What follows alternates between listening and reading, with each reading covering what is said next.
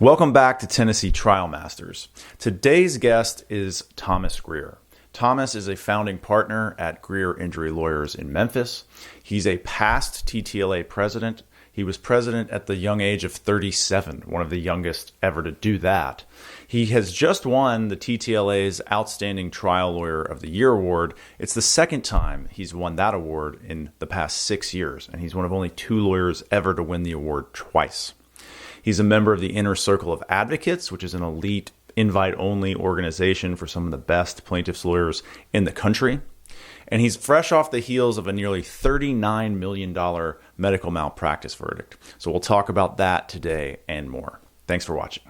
I wanted to kind of start out, you have an excellent reputation as being a lawyer who tries cases and builds a law firm and trial practice to do that. And I was just curious how you have that set up, or how you make decisions to select cases to try versus settle, whatever you can say on that. Sure. I mean, I started off working for a lawyer named Sadler Bailey, well-known lawyer. So he was already sort of set up to try cases. He tried a lot of cases. And so I think probably the number one thing I'm thinking of right now is limiting the number of cases that you have so you can really put the time and attention into every case and prepare it as if it's going for trial, going to go to trial. That's one thing. Being intentional about maybe picking the cases that you think have a good chance of going to trial. Like I have some general thoughts on that, like cases that will go to trial or have a higher likelihood to go to trial. I don't know if you want to get into that right now, but in terms of building a firm around it, great question. I don't think I have a real good answer for that other than just I always wanted to be a trial lawyer. And so for whatever reason, I find ways to try cases. Maybe I'm greedy or maybe I don't know what, but I'll have to think on that one. Well, let's talk about, you mentioned 2 things, limiting cases and then the way you pick them. Talk about limiting. I mean, how many cases do you personally work on? What's your sort of bandwidth for that? Yeah, it fluctuates, of course. But here recently, I've tried to limit the number of cases that I do direct work on to maybe 10 or 15 cases. That's me personally. And then, of course, I'm here to advise my other attorneys. We have weekly meetings or monthly meetings now where we go over every case, and we're always workshopping and brainstorming and talking about cases. But in terms of my cases, 10 or 15 cases, my goal is to have it down to 6 cases, and that I only work on 6 cases. That's sort of my end goal, and that's based on maybe opening 2 cases a year, having 2 cases that are right in the meat of being worked up in discovery, and then 2 cases that are resolving. That'd be the ideal scenario for me. Do you set a goal of, I'm going to try X cases this year, or it's just not necessarily, it's just how it happens? No, I do. I set a goal, but you know how it is, Chris. I mean, some cases where you're just certain they are not going to pay, it's going to have to go to trial, that case settles. Other cases, you're certain they are not going to be dumb enough to try this case, and for whatever reason, they make you try it. And so I have yet to figure that out completely. Yeah. Although, as I said, there are some ingredients on cases that I think should be tried instead of settled for low value. Let's get there now. Tell me about the ingredients of what goes into the cake that you're baking to get to trial. Yeah. So the cases that I find the cases I've tried the most of are permanent injury cases with low medical bills, low special damages. And that's because insurance companies, they don't value those cases properly. They look at medicals of 20 grand, 15 grand, 25 grand. But a patient who's going to have 50, 60 years of pain, and they don't put the right value on that. And I'm very big on making sure my client knows this is a lifetime injury. And so those are the cases that I've tried a bunch of.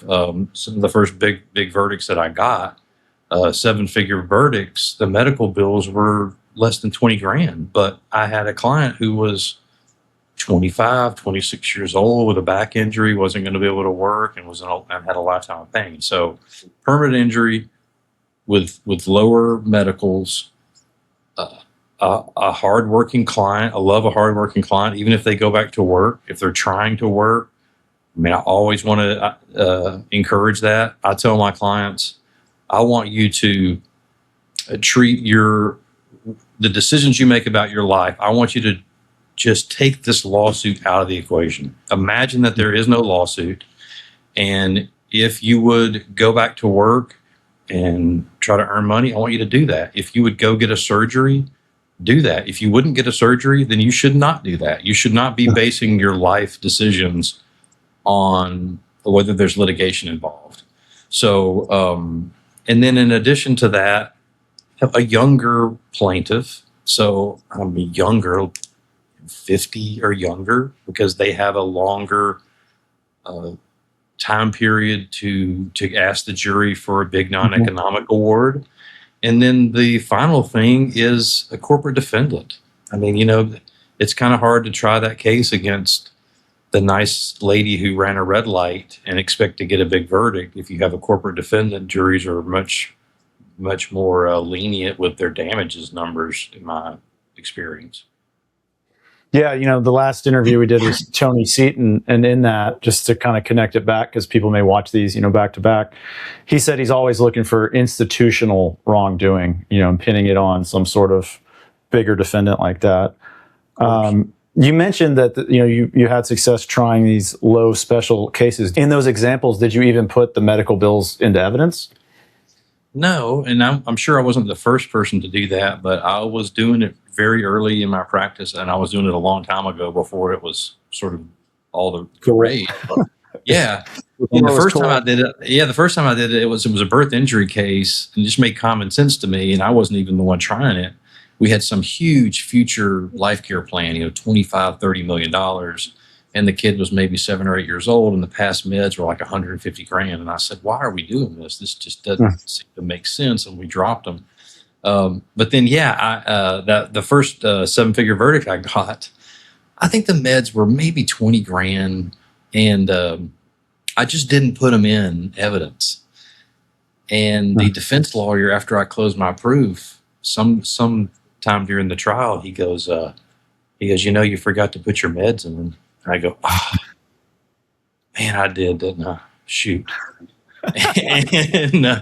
And then, but then thereafter, kind of the word got out, and so I would non-suit my meds or dismiss them. And then, of course, if you try to do something, the defense, now they don't want you to do it, so they would fight me on that and say, well, you can't. We still want to put your medical bills in, and so I've had that fight many times. But how does that fight normally go? I haven't quite had to deal with it yet. Yeah, so I used to just non-suit my claim for medical bills, and then there's some case law in the way that non-suit statute is written where you can't really non-suit a claim. You can non-suit can't non-suit a element of a claim or like part of a case. And so now it's an amended complaint. You just amend your complaint to drop your claim for medical bills, and then it's a motion in limine. Not only am I dropping this, a motion in limine, you should be precluded from putting in the amount of medical bills because they're not relevant to damages. Think about somebody who has, maybe they have lost an arm. Well, their past medical bills may not be that much because they've had a hospital, they've had a surgery, but they've had this horrific loss. And so tying a medical bill number and saying that is relevant to how bad this person is hurt, I have argued doesn't make any sense. And I don't think I've lost one yet. I think I've prevailed on those. That was my next question. So that's great. I guess it's kind of the flip side. I mean, you mentioned you want a hardworking client, and there's certain cases that maybe an insurance company undervalues, and that's why you end up at trial. What about a case that for you might look good on paper, but you can't try it for whatever reason? I mean, is there an example like that? I mean, I'm sure there is a client who has lied about something or exaggerated. I've found this to be true, that you can explain a couple of things in a case. I've never had a trial where everything was perfect. You're going to have some issues. You're going to have a gap in treatment. You're going to have, the client doesn't finish his PT or something like that. But Right. if you have a bunch of things that you have to explain, every single one of them, at some point it just becomes too hard. And then we're not trusted. The plaintiff lawyer, the advertising that goes on, not just that, the propaganda put out by the insurance companies that there's money for nothing. We have to come into a courtroom and we have to earn the trust. The lawyer has to earn the trust. The client has to earn the trust. And so if you have that situation where there is a client who is exaggerating or has flat out lied about something, that's really hard to come back from. Mm-hmm. What about this? Kind of segues to the next thing. I had a mediation recently where the defense tried to use the fact that it was in a rural county and there hadn't been any jury trials there in 30, 40 years against me. How much does venue matter? Are you kind of apprehensive about trying a case, for example, in a small county, or not really? No, I think there may be some truth to that, but I think that's way overblown. I think that's used by mediators and insurance defense lawyers to say you can't get a big verdict in a small town. That is not true. Though I grew up in a small town, and I've tried a bunch of not a bunch, but I've tried a fair number of cases in small communities and gotten good verdicts. And so I think it's overblown. And you didn't ask me that, but you didn't ask me this part, Chris. But I think that I tell the jury in Voir in the small town, hey, people have said you can't get big verdicts in small towns. What do you think about that? And get them talking about that. And then the other thing I've done is to compare and contrast Memphis or Nashville and say, do you think you might do this in a closing argument or you might do it in a voir dire or both, and just say, is somebody's pain worth more in Memphis than it is here in this town? I don't think so. But you get to be the judge of that. If you think people that get hurt in big cities, that their pain is more real or more severe, their lives have been affected more than somebody from your own community, then your verdict will say that. Yeah. Get a little like Tennessee rivalry going, small versus big. But we're going to stick it to Memphis. No, I'm just kidding. And and just challenge them to say, like, you remind them, hey, in voir dire, you told me if we proved our case, and even if the number was big, you would bring back a big number, and we've proved it. And so now, it's up to you to decide if you're really going to keep your word on that and bring back a big verdict. Speaking of voir dire, I'll link to the podcast you did about your recent, was it $38 million verdict, birth injury verdict? Yes. For which, by the way, you won Trial Lawyer of the Year. We'll put that plug in here. For the second time. Keep going, Chris. What else? I thought it was really funny, by the way, that it was like Randy Kennard had done it too, but it was like the old NBA versus the ABA thing where it was like two different organizations. So it's like an asterisk. But anyway, obviously, highly esteemed company.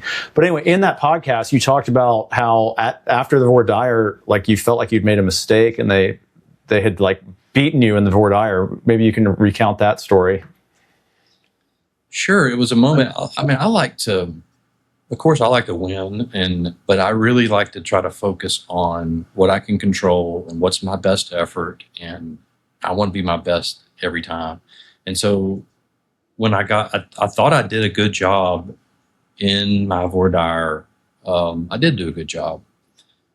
And part of doing a voir dire, I think, is to undermine and undercut what the defense lawyer is going to do and sort of arm those jurors to give the correct answers once Mr. Defense Lawyer stands up. So one of the things that I do, especially in a big case, but actually any case, is to make sure the jury knows this case is not about sympathy. It's one of the first things I tell them. I don't want your sympathy. We're not asking for it.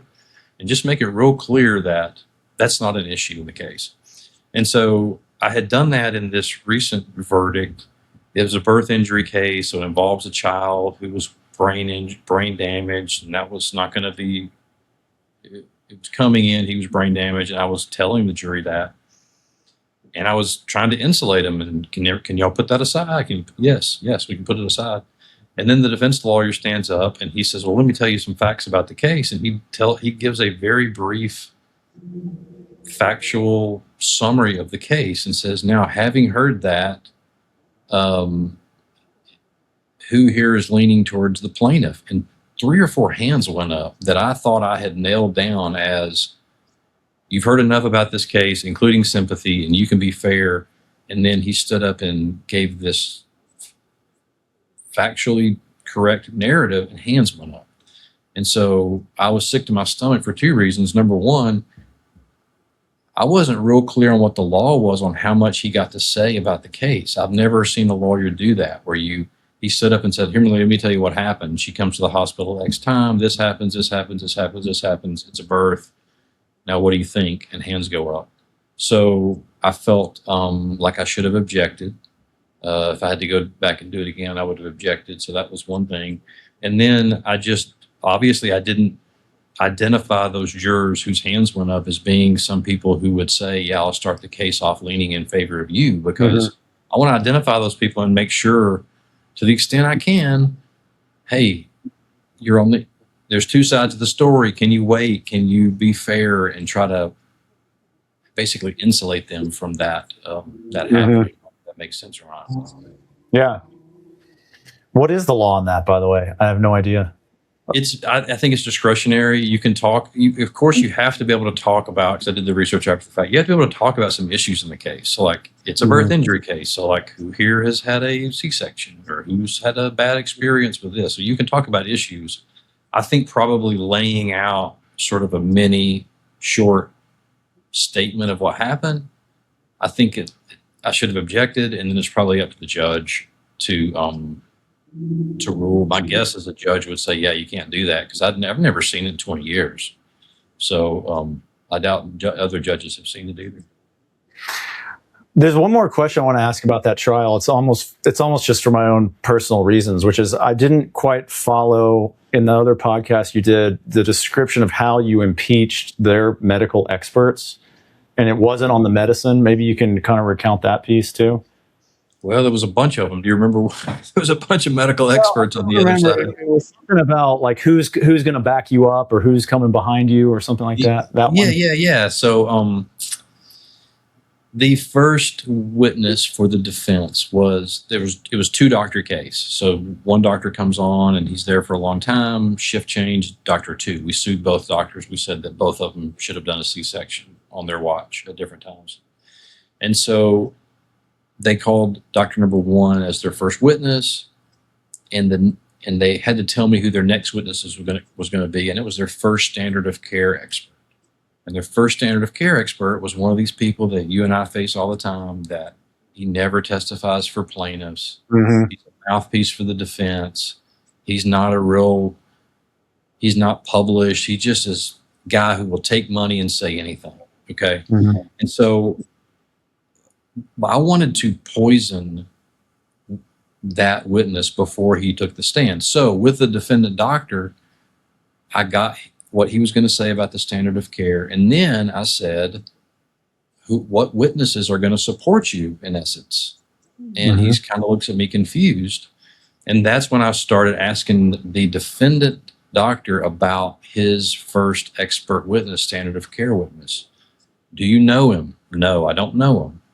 Are you friends with him? No. Have you ever heard him speak at a conference? No. Does he write articles? Is he well known as being an authority in OBGYN? No. So you're impeaching him with the defendant who has hired him, basically. Yes. Yeah. Exactly. So then I get to the knife, cutting, and then I say, well, you don't seem to know anything about this guy. How'd y'all find him? Well, my lawyer found him. Well, why do you think your lawyer called this guy? I don't know. And now there's a bunch of objections going on. Sure. But the jury's hearing it and gets it, right? They're hearing it. So why do you think your lawyer found him? Well, I don't know that either. And then I get to the real part. Well, did you know that in 25 years, he's never testified on behalf of a plaintiff? Did you know that? No, I didn't know that. He always goes to bat for your side. That's why they hired him. So I'm going after this doctor. He can't really respond. And then when their expert takes the stand next, he's already just been poisoned because I basically got to cross-examine their expert before he took the stand and did his direct. Yeah, I get it now. And it makes a lot of sense. Sounds brilliant. Sounds like it worked, by the way, too. It worked. And then I did some more stuff to that expert, too. It was really fun. But yeah. So these next sort of questions are kind of about trial philosophy and maybe like your reading list or, I think you mentioned in a different one that you used to read David Ball and Rick Friedman. What are you reading now, and what do you still use these tactics, or is it sort of your own, I don't know, for lack of a better term, jazz that you've put together, through all the years? I mean, I think that's fair. You kind of forget after you've done it for so long, you forget what's yours and what you stole from somebody else or what you melded into something that's your own. But no, I mean, I think I was thinking about this recently. There couldn't have been a better time to be a trial lawyer if you want to be able to learn from other great trial lawyers. So I started practicing in 2005. Ball on Damages was out, Ball on Damages 2. And then shortly thereafter, you had books like Polarizing the Case by Rick Friedman. It was like, man, it was like he wrote this book for me. I needed this book. And I remember the first big verdict I got, I emailed him and he responded. And it was like, wow, this is amazing. I told him I won this trial because of Polarizing the Case. Rules of the Road, Rick Friedman and Pat Malone. And then The Reptile comes out. And I'm forgetting all kinds of books I've read. Keith Mitnick's books have been very impactful on me recently. But I'm still reading. I'm reading Jim Perdue's most recent book right now, Trial Stories. I just bought Greg Cusimano's book at the convention. And I just believe that you have to keep learning and keep sharpening your tools. And also, I'm a natural learner. I like to learn for the sake of learning, not just to get to the answer. Like I enjoy the process of learning. What about something non-trial lawyer-ish? Anything free reading that you can bring in? Yeah, of course. I mean, I read a lot of different. I read fiction, nonfiction, all kinds of stuff. But have you read Thinking Fast and Slow? Yeah, Daniel Kahneman. Yeah, Daniel Kahneman. I read a book recently called Super Communicators. I'm trying to think of any other. There's a book that escapes me. It's an advertising book on codes. I've read that. I think a lot of Malcolm Gladwell's stuff is interesting. I'm very fascinated in decision making and how illogical human beings are, and I find it so fascinating. And I just love. I don't know why I just really find it interesting that we all think that we are rational human beings, and we are so irrational. We have no idea why we're making the decisions that we're making, most of us. And I find that fascinating. And then I also find it empowering to know that if I tell a story a certain way, I'm going to have a higher likelihood of winning than if I can tell the exact same facts differently. It's night and day difference. It's fascinating. Yeah. Well, I mean, that's, David Ball is a theater guy, right? I mean, that's, it's not rational. It's storytelling and, all that, presenting a narrative. Yeah. And I can tell you when I what really first blew my mind as a very young lawyer was I was exposed to my then boss doing a focus group. This is like mid 2000s, and it was a production. They had hired some jury consultants. They brought in 36 people, and they did a half-a-day trial, and they broke them off into 3 separate rooms, and you had two-way mirrors or one-way mirrors, whatever, where you could watch people deliberate. And I was there, and I was eating it up, right? And so I'm watching these people deliberate, and I was like, what are they talking about? They're not talking about the facts. Yeah. They're not talking about the issues. Yeah. They're not going, well, what's the first element? They're not doing any of that. They're talking about themselves. They're saying, oh, well, my uncle had that thing happen. And I was like, is this what happens in jury rooms? Like, I must know more about why people make decisions that they make. Yeah. Yeah. Well, speaking of that, I mean, we were talking about stories, and it seemed like one thing I actually got from you at a conference was something about, you got to go to your client's house and hang out with them before trial. And I think your example was, it was maybe a brain injury case, and the guy had been, when he woke up in the hospital, his first question was like, how's the other guy, or something like that. You remember the story? Sure. Yeah. David Page. Yeah. And I don't know, maybe you can just talk about how you find those stories. Like, do you know, is it something that you didn't know you were going to use it until the moment arose at trial, or I think you have like a little notebook, you're putting things in like, oh, that could be something? Or I remember two things from that guy. I think if you go to their house and spend time with them, you're going to uncover stuff every time. So with him, he had a brain injury, TBI, and one of his symptoms was he would spend money, and he sort of lost the ability to regulate money spending. And we're out hanging out on his farm, riding around. He's talking to me, showing me different stuff. And I go, what's that behind the barn over here? Oh, he said, that's the motorhome I bought.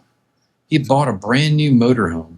wow. I mean, brand new, spent a couple of $100,000 on it. Never driven it. Just on a whim, bought a motorhome.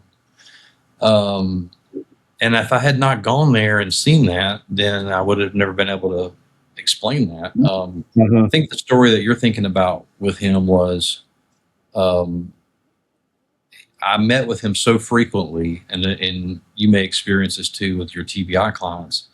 They have a repetitive nature to them, and so there's certain things they do remember, and they'll just tell it to you every single time, and just you don't ask for it, and they'll tell you. So he had told me so many times that he remembers waking up in the hospital, and he was worried about the other driver who had injured him. And so the defense was painting him as somebody who was faking, exaggerating, and out for money, and was all BS.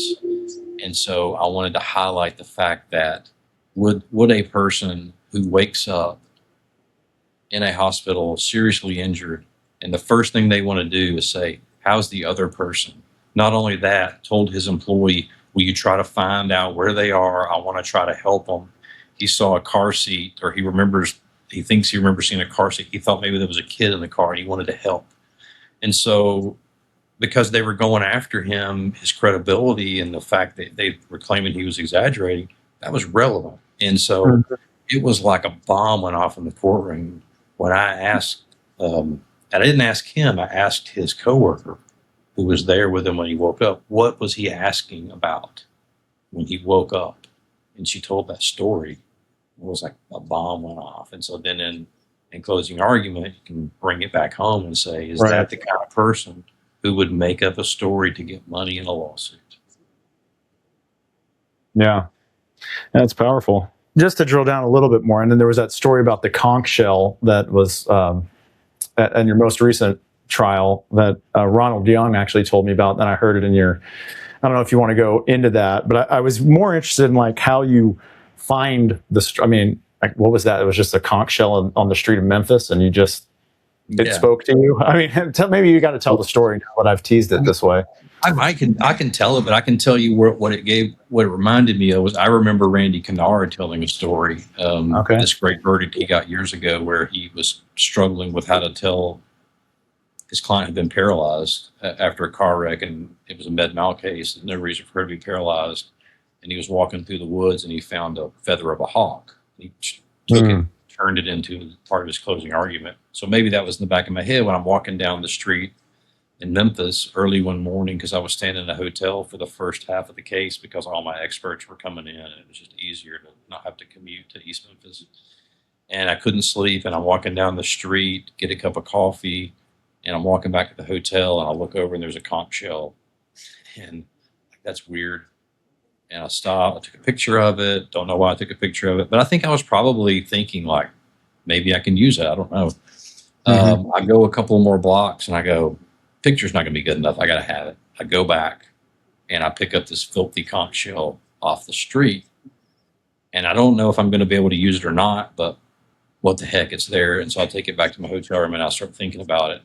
And then I ultimately did develop a story from that I used in my rebuttal closing. Sort of the last thing that I told the jury was using that conch shell. And that was something about it's out of place, and your client, your injured child, will be out of place for the rest of his life, something like that. Yeah, I hope I do it justice. It's been a few months now since I did it, but I had 3 points, and so I told him the story of me walking down the street and finding it, and then I said, my first point was, what is the first thing you want to do? The urge that you have when you see a shell like that is you want to hold it up to your ear, right? Because you're supposed to be able to hear the ocean. And the jury is nodding along. They're going, yeah. Everybody's done that. Everybody's held that shell, so it's resonating. And then I say, that's what I've been trying to do for the past 2.5 weeks, is hold the truth up to your ears and drown out all the noise and all the nonsense that the defense has been throwing at you, so you can hear, the truth of this case, something along those lines. And then the second thing was that, and I had the shell in the courtroom, and I say that the second thing is that, this shell was not supposed to be on the streets of Memphis, not supposed to be here. And Cordell is not supposed to be the way he is. And the shell is filthy and dirty, and we can polish it and we can clean it up and we can put it on a shelf, but it's still not supposed to be like this. And we can do the same thing for Cordell. We can give him therapies and we can give him medication and we can help him all the ways that we should do. But the fact remains is this little boy's not normal, and he wasn't meant to be like this. He was meant to be a normal, happy little boy. And he's not. And then the third thing was to use the analogy of sort of a talking piece. If you think of the Lord of the Flies, that book where they have the conch shell, and whoever has the shell gets to speak. And I throw it back to them and say, the jury speaks with one voice, and you're going to speak, your verdict is going to speak with one voice, and basically metaphorically giving them the shell to bring back the verdict that they think is just and true. And that's going to be a verdict for all time, just to try to inspire them. And so that's how I did it. Hopefully I did it better in the actual trial. I'm sure you did, but no, but that's great. And I love that it connected. I was that maybe it's the same CLE where Randy was telling that story about the feather. So that kind of connects back. That's pretty cool. By the way, this is a really silly question, but did the courtroom security or the courthouse security ask you any questions about why are you bringing a conch shell? Why is there a conch shell in your briefcase? Memphis is kind of a hard courtroom to get into, but I guess a conch shell doesn't set off any alarms. It's not metal, so nobody had an issue with it. I don't know if I'll leave this in, but obviously my dad's a lawyer, all my brothers are lawyers, and growing up, my dad would always say, "I have the conch" at family dinners. Like I get to talk. You all shut up. I have the conch. So very familiar with the Lord of the Flies analogy.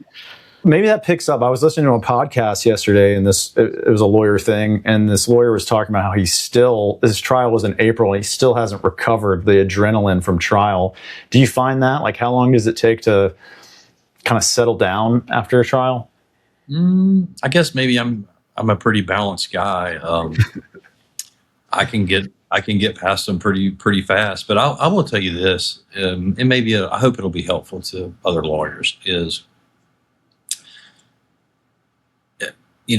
my first 5 trials, losses, defense verdicts, and I felt like I was not a good lawyer. I felt like my identity as a lawyer was that if I don't win, I'm a bad lawyer, right? And then I started winning, and then it was like, well, I must be good then. And I'm tying my happiness and my satisfaction to the wins and the losses. And that's not the way to do it. And somewhere along the way through reading, I really got into Stoicism. This was over the COVID time period in particular. I started trying to measure my success, not on the wins, not on the amounts of the verdicts, but what did I bring into this case? Did I bring my best effort? Did I bring my creativity? Did I bring my Did I do everything I could for this client that deserves it?